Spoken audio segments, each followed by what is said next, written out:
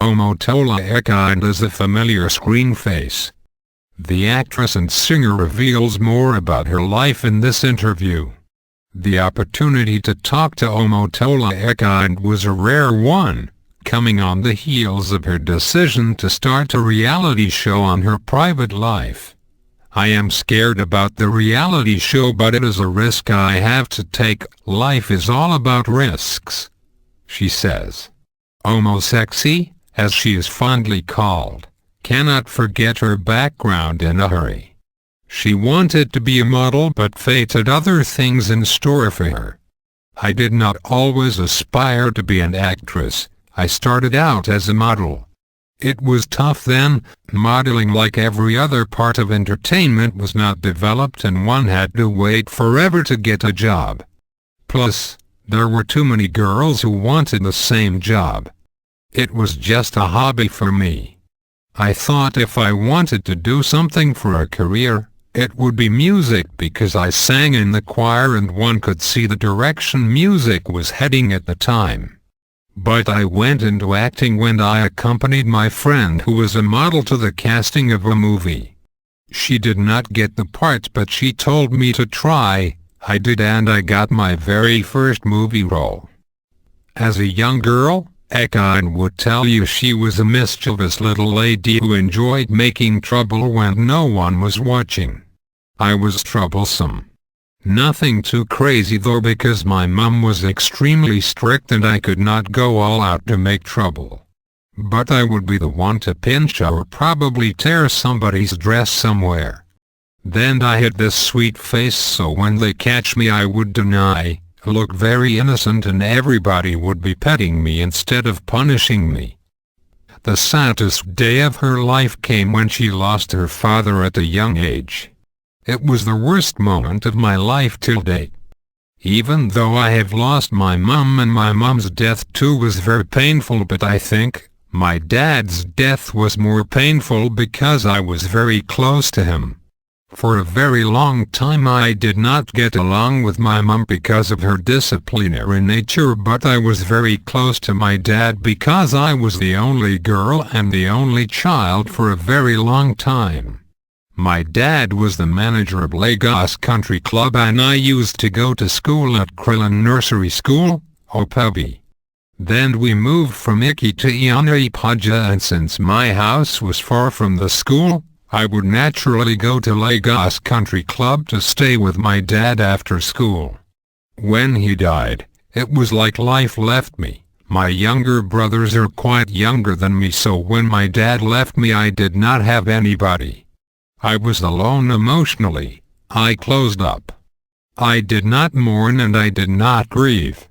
I was in shock for a very long time. I did not know what to do or where to go, but when I saw the trauma my mum was going through, I just figured out I had to be the man. My mum was a petty grader then. She had a store where she sold drinks and pepper soup, but after my dad died, she started doing other things and I had to step up and help because she was going through a lot. But her story hasn't been a sad one all through. Meeting her husband, Matthew Ekind, who was 26 then, is one of her happy memories. "I was 16 and really big for my age. I actually looked 20. I have always been very mature anyway, maybe because of the death of my father. I had to grow up quickly. So when he met me he actually thought I was older, and when he got to know I was 16 he said, 'Aha, what would I do with 16?' So we became just friends, but when I turned 18, he said, 'Oh, you are an adult now, will you marry me?' I was like, oh, well no. He was a pilot then. He had been flying since the age of 17. It was not what attracted me to him. Actually, that was a turn-off for me. Before I met him, I wanted to be a pilot too at some point. Besides, I knew the lifestyle some of them lived. Pilots had a reputation for having wives in each of the cities their planes landed. I told him I was not ready to be a caricature. I asked him, 'Am I going to be your Lagos wife now?' But I got to know him and his soul. Everybody fell in love with him, because that is one way to gauge a guy, from what everybody says about him. Everybody, including my mum, loved him. The couple has been together for 15 years, and at a time when most celebrity marriages are crashing, Ekkind attributes this feat to God. We both have our foundation, and that foundation is Christ. I am not too sexy to admit that. I will always be sexy. If it was just love, it would have crashed a long time ago. There are times when you would not be in love. The fear of God as a higher power keeps everyone in check. When we fight, we don't go for counseling because we don't like discussing ourselves with other people. And we do fight, oh yes. Our fights are not even funny. I am a very vicious person. When I fight, I fight.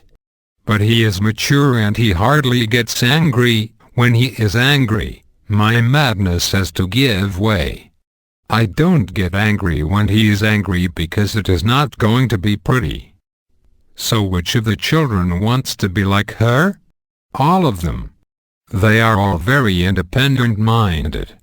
In my family we are all very strong-minded people. We don't treat them like they are kids, we talk to them like adults. The boys naturally want to be pilots.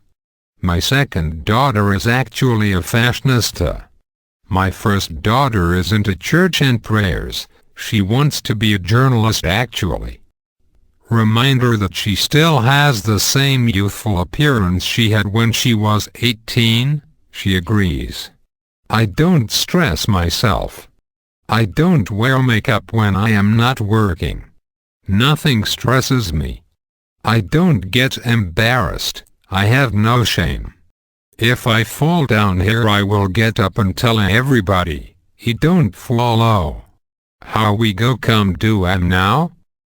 She jokes. What's her favorite meal?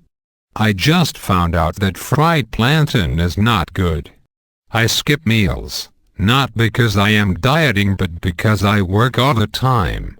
Naturally, when you are doing this sort of job, you start to become very conscious.